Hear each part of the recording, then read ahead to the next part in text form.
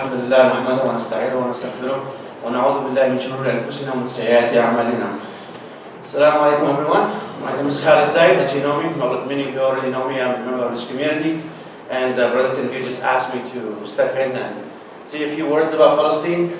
I was not prepared to give this talk, but I'm just going to say what's in my mind, and I'm going to do my best, inshallah, to make it a non-political issue and make it humanitarian and Muslim issue. So I'm going to speak about Palestine, give some information that people should know, and I'll open up for questions and answers, inshallah. As you know me, I'm Palestinian American. I grew up back home. I actually was born in UAE, but I tried, when I was younger, I tried to go live in Palestine, and my uncles invited me to come there, and I was there for a while, but then I couldn't really live in Palestine because the situation is that my family is from the West Bank, specifically from an area called outside of Ramallah. Ramallah is one of the largest cities in the West Bank, and has a large number of Christians as well as Muslims, but a lot of Christians live in Ramallah. There's two cities in Palestine that has a large number of Christians. One of them is Ramallah, and the other one is Bethlehem. Christians believe it's the birthplace of Jesus, Isa alayhi salam. Ramallah also, like I said, has a lot of Christians, but over the years many Christians have left Palestine, so the number of Christians are very small right now compared to what it used to be in the past, due to the fact that there is an occupation. So this issue is not just oppression of Muslims, when I'm going to focus on that, but it's also oppression of Christian Palestinians as well. If you know that a few days ago there was a hospital that was bombed, and a lot of people don't know it's a Christian hospital. So the U.S. media doesn't really reflect on that, doesn't really mention that it's, even their own, the Christians in this country, the conservative Christians who support Israel, they're not really outraged by the fact that one of the Christian hospitals was bombed, and then 2 days ago a church was bombed as well. So this struggle in Palestine or Palestine is a struggle for Muslims and Christians alike. They both are oppressed by the Zionist state of Israel. So I'm going to just give you some information about Gaza, for the West Bank, and what it means. Just go back a little bit, give a quick historical lesson about how we came in, how we got here today. So if you know, in the late 1800s, the Zionist movement, Zionism is a political racist movement. It's not a religious organization. It was founded by people who, Theodor Herzl, who was an atheist Jew. He was an atheist Zionist. He was a person that didn't really believe in religion. He was just a Jew, but he was not really a religious Jew. He was just an atheist. And he founded the Zionist movement in Europe, and then from that time they started to plan to have the Jewish state. So at that time, Palestine was under the Ottoman Empire. As we know, the Ottoman Empire was the last Muslim empire that existed, and that time the Ottoman Empire was getting weak. Right? It wasn't as strong as a couple hundred years before. So they started to lobby and to plan and to do things to bring Zionist or Jewish people from Europe into Palestine, to immigrate to Palestine. When the Ottomans lost World War I to the Allies, or to the British and French and others, the Palestine fell to the British. So Palestine, Jordan, and then Syria fell to the French, and other countries were divided amongst mainly the British and the French. So there were, 1917, there was something called Balfour Declaration, or Promise, Balfour Promise. Promise means, Balfour is a British state secretary. He promised the Jews a state in Palestine, because Palestine was under the British at that time. So they started to bring Jewish immigrants into Palestine. And at that time, there were already Jewish people living in Palestine, Arab Jews, right? Like there were Muslim Arabs living in Palestine, Muslims, Christians, and Jews. The majority were Muslims. The second largest religion was Christianity, and then the third was Judaism. So the European Jews started to come in to immigrate to Palestine, and in 1947, the British announced that they will be leaving Palestine the following year, 1948, and they. And so what happened is, as soon as the British left, the Zionists launched a war. In their mind, they call it War of Independence, but it wasn't really independent from. This was Palestine. The Palestinians were struggling to kick the British out. And then when the British left, the British made sure to allow the Zionists to have a state in Palestine. So what they did is they gave the Zionists, which were like one third of the population at that time, with all the immigrations that were coming in for 20, 30 years before. So the numbers of Jews increased in Palestine to about 1/3 of the population. But they still gave them 55% of the land. They said, partition Palestine to 2 states, Jewish state and then a Palestinian state. At that time, the Palestinians rejected this because they said nobody has any right to come in and dictate this idea that you give more than half the country to people who come from outside. So they resisted. But the Zionists were the help of Europeans. They ended up launching the war in 1948, and they founded the State of Israel. They not only took the 55% that were allocated to them by the Western countries, they also took additional about 23% more, so 78%. So Israel was founded on 78% of historic Palestine, right? So that was called the State of Israel. What was left of Palestine, or historic Palestine, was the West Bank, Gaza, and East Jerusalem. So they could not occupy those areas because the Jordanian army was intervened in the Egyptian army, but they weren't really strong armies because they just came out of their own occupation. The British, they were occupying them. So they didn't have really organized army but the Zionists were well organized, well trained, well equipped with Western weapons, so they were able to defeat those countries. And in 1967, they launched another war. And the 1948 war, we call it in Arabic Nakba. Nakba means catastrophe. That's the day that we lost 78% of our land, right? So 1967 came along, and then Israel launched another war, unprovoked, and they occupied the remaining 22%, because 78 and 22 is 100%. So they took the 22% is West Bank, and the reason we call it West Bank is because it's on the west side of the Jordan River. So you have Jordan on this side, you have the river here, Jordan River, and then you have Palestine on this side. But this area called West Bank is on the west side, so they call it West Bank.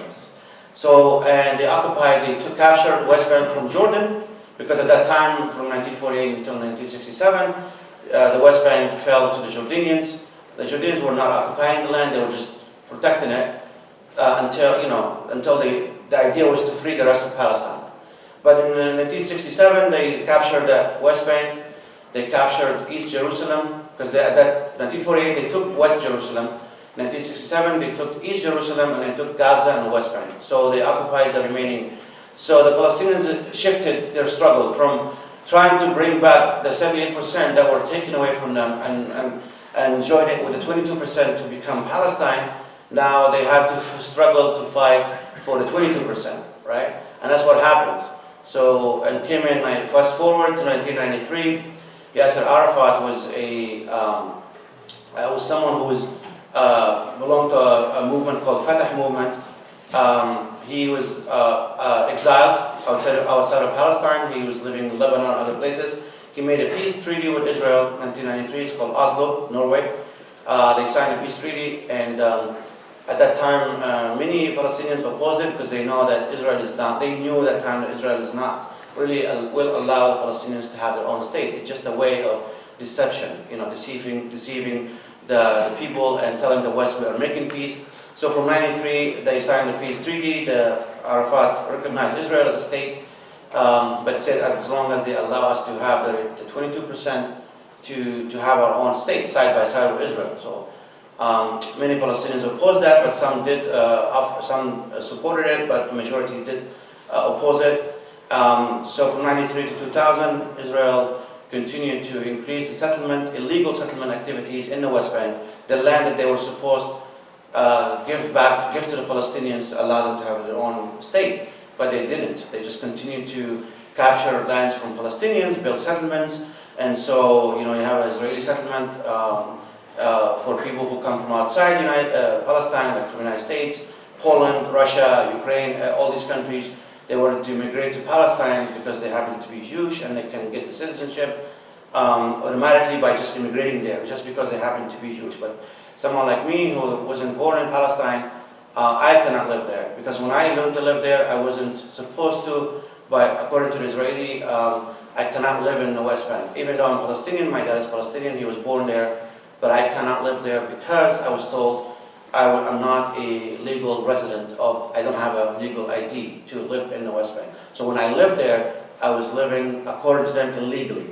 You know, I had Jordanian passport, and I had a birth certificate from UAE, but I didn't have an ID from Palestine to be able to live there. So I was going out with my cousins, and we go to Ramallah, go to Jerusalem. There's checkpoints. So every time I see a checkpoint, I have to get out of the car, I have to hide, and find another way. And this happens, and then after a while, I decided I can't live like this. So I went back to Jordan, and then I came to the United States 26 years ago. So what happens is the settlement activities are increasing. So you have, let's say, a Palestinian village at this point, and if you know the West Bank, if you've been there, you know there are a lot of places are hills, right, up and down. And so you have villages at the bottom of the hill, but then they would allow the Palestinians to build on top. They will give the top of the hills to the settlers. They build a nice settlement. Most of it is paid for by U.S. taxpayers' money. Nice homes, much better homes than you would see here, better roads, the infrastructure is very nice. And they will connect these settlements in the West Bank. I'm not talking about what we call today Israel. I'm talking about only in the Palestinian areas. And they connect those settlements to each other by network of roads, nice highways. And if you go on any of those roads, you will see signs that would say in English, Arabic, and Hebrew, that would say Jewish-only roads. And does that ring a bell? South Africa or U.S., 100 years ago? No blacks, you know what I mean? So this was the idea, this was the case. You cannot drive there, and if a Palestinian decides to take a risk and drive their car on that road, they'll get arrested, they might get shot at.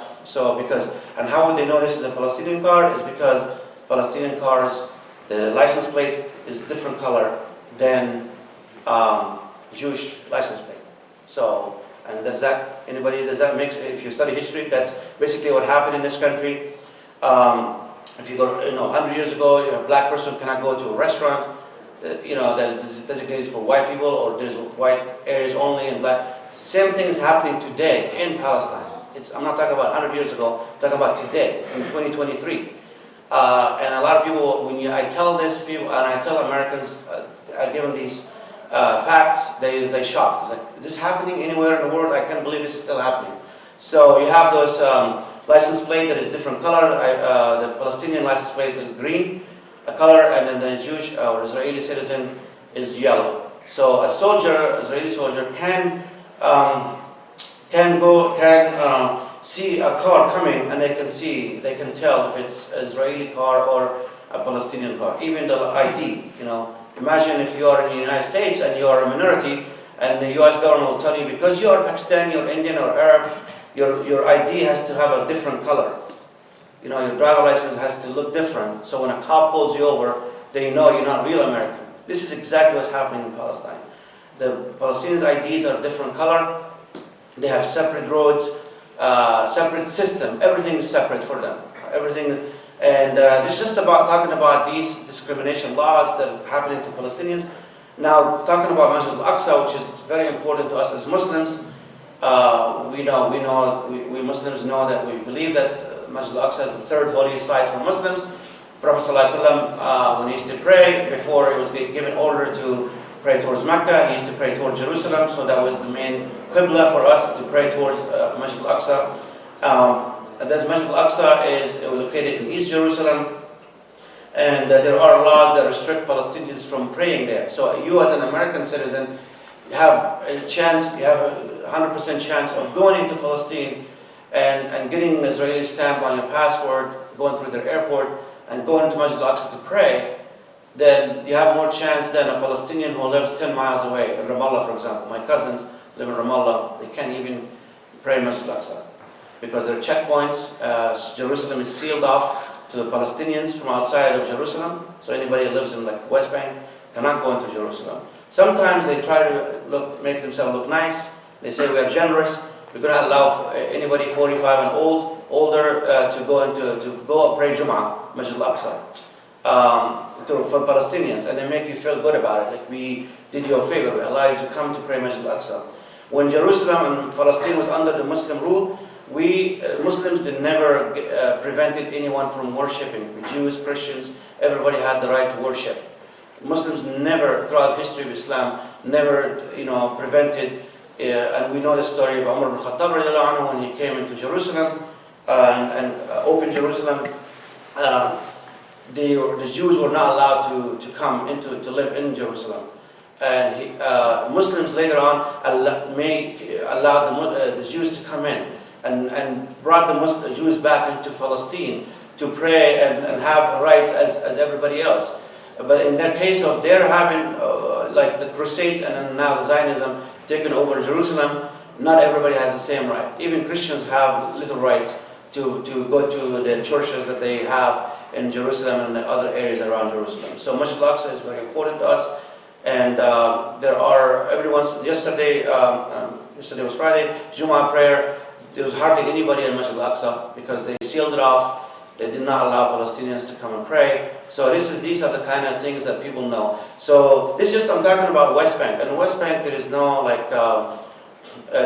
armed resistance because Palestinians in the West Bank are not allowed to have weapons. They cannot have weapons, and they sealed off from everywhere. So when people say, Gaza is attacking Israel, but they're not talking about, the killing of Palestinians was still going on before this current fighting happened in Gaza. So there was, even today, until today, Jerusalem and West Bank, many Palestinians are getting killed. Settlers go with their machine guns into the West Bank and they attack the Palestinians. They harass them. Sometimes they come in at night from their settlements with their machine guns protected by Israeli soldiers, and they come down to a village. One of my friends lives in New Jersey. He's from a village called Turmusaya. It's a very nice village in Palestine. Half of the people probably live in the U.S. They built nice homes there. They came in at night and then they burned down the village. Right? They really destroyed it, cars, everything. So this is the harassment. This is what's happening to our brothers and sisters in Palestine every day. Forget about Gaza for a second. This is happening in the West Bank. So when people say, if Gaza stops attacking, Israel, everything will be nice, everything will be good. It's not, because Israel doesn't have any interest in having peace. They want to grab the entire area because some of them believe that the entire land should belong to them. Palestinians have no place to live there. So this is the idea, is to clear out the land of all Palestinians, make life hell for them, and allow them and push them out to leave Palestine so they can have the entire land for themselves. So these are the situations. Gaza now is in a different area altogether, different story. Gaza is about, I believe, 300 square kilometer, 316, I think, or 60. It's a very small area, small region in Palestine, in occupied Palestine. It's been under siege for about 17 years, since 2006, 2007, and air, sea, and land blockade. Gaza has about 2.2 million people, very small. It's about maybe the size of, if I have to guess, I would say maybe Middlesex County or Union County. That's how small Gaza is, and has 2 million people. So it's a very tiny place, densely populated. It's flat, it's not mountainous or doesn't have hills like we have in the West Bank. So it's been under siege for so long. People have been struggling there. Nothing goes in or comes out of Gaza except with the permission of Israel. So the people there have been suffering for 16, 17 years. What happened is on this month in October in Gaza, as you know, a lot of people getting killed. And our responsibility as Muslims is to speak out, to do everything legal. In this country, we have to obey the laws. We can't do anything illegal, but we have to legally do the things that were given to us as our rights. Our rights is to speak out, to advocate, to promote justice for people in general, right, in Palestine. Whether Muslims or Christians, we have to speak out, we have to tell people what's going on. There's a narrative here in the United States, media narrative is telling everyone that Palestine, the Israelis are innocent, Israelis are victims, and the Palestinians are bad. As you can see, the corporations and media and the politicians, they all, taken into a side. So what's our responsibility as Muslims is, first of all, is to educate ourselves about what's happening in Palestine, to be educated, to get to know the facts first before we even speak about it. We have to know what is really going on. And then next is we have to also continue to pray and make dua for our brothers and sisters in Palestine. That's number one thing, we have to do that. And then we have to speak out, and then we have to advocate. So we have we're going out to DC this morning to speak for Palestine and to protest. And this is our rights that we should practice. And if you don't believe in that, if you don't really want to go to protest, there are other things you can do. Like I said, educate yourself, write, speak up, use social media if you have social media. Social media right now is in our advantage because we are doing so much on social media, because a lot of people don't believe CNN anymore or these corporate media because they know they're lying. So we have to just continue to educate people, educate our children. This is one important thing as well. If you have a child, sit with them and tell them what's happening in Palestine. It's our duty as Muslims to protect and liberate Masjid al-Aqsa. So I'm going to give out for some questions, but I have some statistics or some facts about Gaza. But I can leave that for now. But I wanted to mention that Gaza has been, there are 6 major, before this current attack on Gaza, there has been 6 major operations since 2007 against Gaza. In 2008 was the first one. The Israelis call it Operation Hot Winter, where 111 Palestinians were killed, 400 wounded, 80 Palestinians detained, and so on. And then there's another one in 2009, another one that says Operation Cast Lead, where 1,400 Palestinians were killed in 2009 and 5,000 injured. And then Operation Pillar of Defense, this is according to their their names, in 2012, where 167 Palestinians were killed by Israel. And then there's another one called Operation, the last one was 2021, Operation Guardian of the Walls, where 250 Palestinians were killed. In this particular fighting or attack on Gaza, so far over 4,000 Palestinians have been killed, thousands have been injured, hundreds of homes and buildings have been destroyed. We know at least one big hospital was destroyed and a church, and multiple masajids were attacked or destroyed as well. So these are just some of the things that people can share with others and let them know what's happening in Palestine. So on that note, I'm going to stop here for a few minutes. I think it's probably shuruk time now. So we're going to just give out a few minutes. If anybody has any comment, let's keep it, talk about the struggle of the Muslims in Palestine, but let's keep it, just be mindful of what we say. This is a masjid, and we don't want to say anything that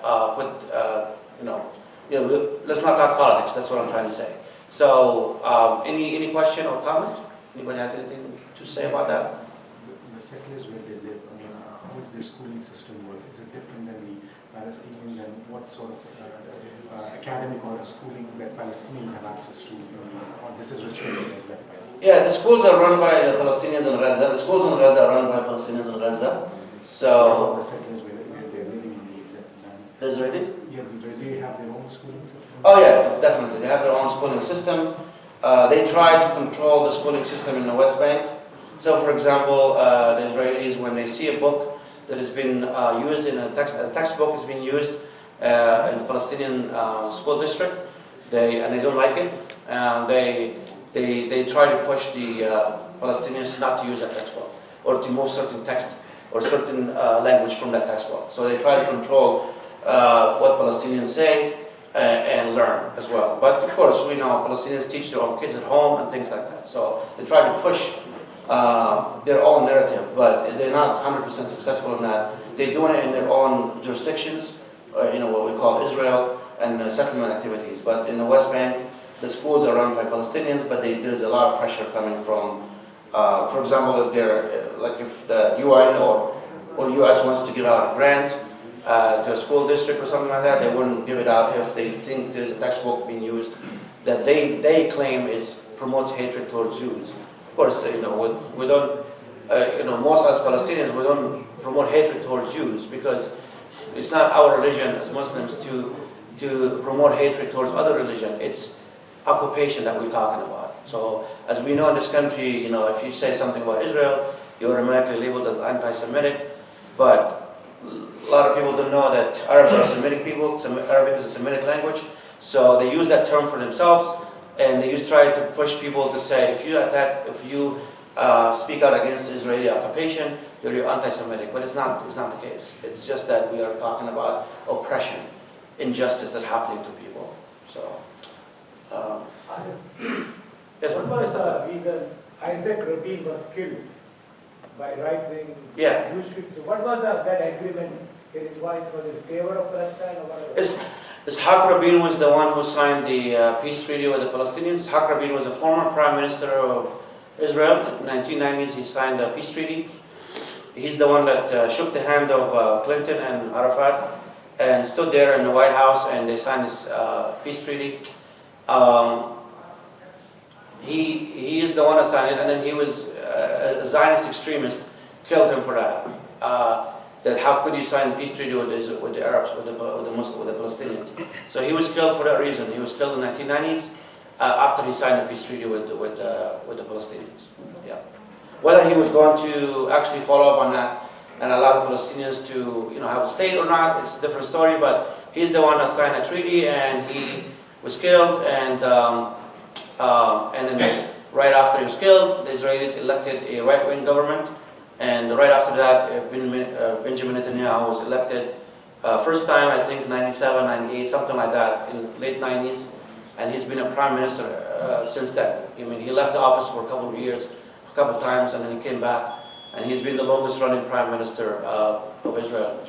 And yeah, so let's take one last question or comment, and then we can spend time there. One last one. Okay. Yes, brother.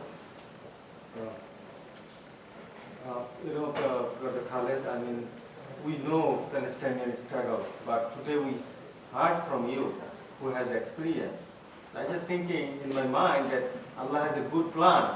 The brother Faraz Khan didn't come, and we have opportunity to hear from you. You are from our community, but we never know that some of the things you just said today, we didn't know that. Yeah. We learned from you that how they get stopped with their car, Yeah. driving with, we didn't know that. Yeah, of course. I mean, the media would never tell us these things and how Palestinians live under occupation. It's no matter how I explain it to you, I will not be able to give it justice. You have to go there and see it yourself. Because when I experienced it, I can tell you about it because I can speak about it because I am not just reading about it or listening to someone talk about it. I experienced it myself. I remember October is the olive season in Palestine. Where Palestinians go and they harvest their olives from their lands, right? And I remember I did that the first time in 96, 95, something like that with my family.